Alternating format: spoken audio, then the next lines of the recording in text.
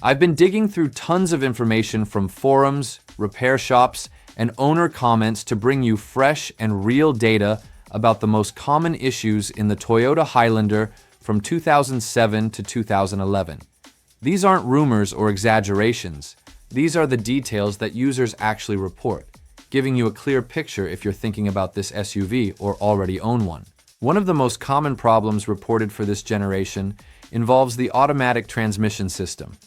Many owners have mentioned on sites like Reddit and Toyota-specific forums that the vehicle can experience jerking or harsh shifts, especially when the engine is cold or in heavy traffic conditions. One user said, "It feels like the transmission doesn't know when to shift, and suddenly it gives a hard jerk," which is definitely not pleasant. This issue can be caused by premature wear of the transmission solenoids or buildup of dirt in the hydraulic system, which affects smooth gear changes.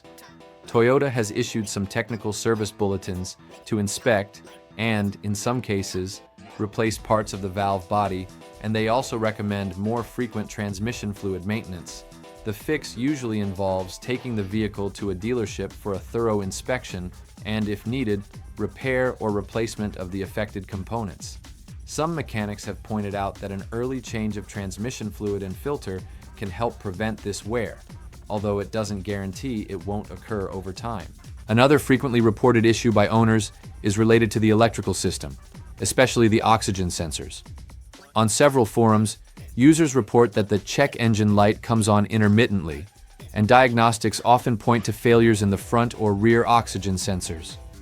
It's frustrating because the car runs fine, but that light just won't turn off, and sometimes you notice a drop in performance, one owner commented on Edmunds.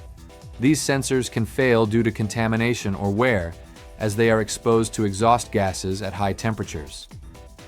Toyota acknowledges that some models had sensors with a higher failure rate and has offered replacements under extended warranty in certain cases.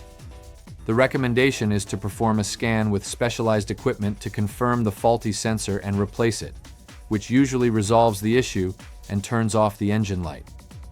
An experienced mechanic explained to me, "Even though the sensor seems small, it's crucial for the correct mix of fuel and oxygen.